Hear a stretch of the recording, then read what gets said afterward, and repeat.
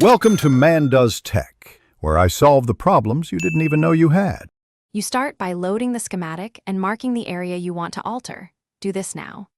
Once done, set the schematic origin where you will stand, because placement offsets depend on that reference point.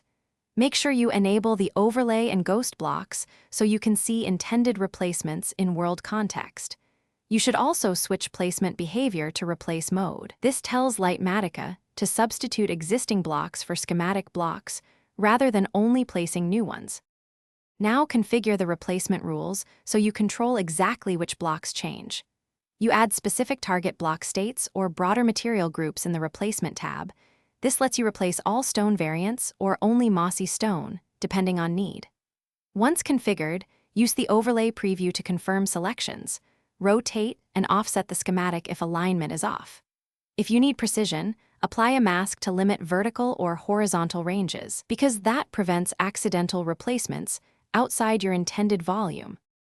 Finally, perform the replacement in controlled steps rather than all at once.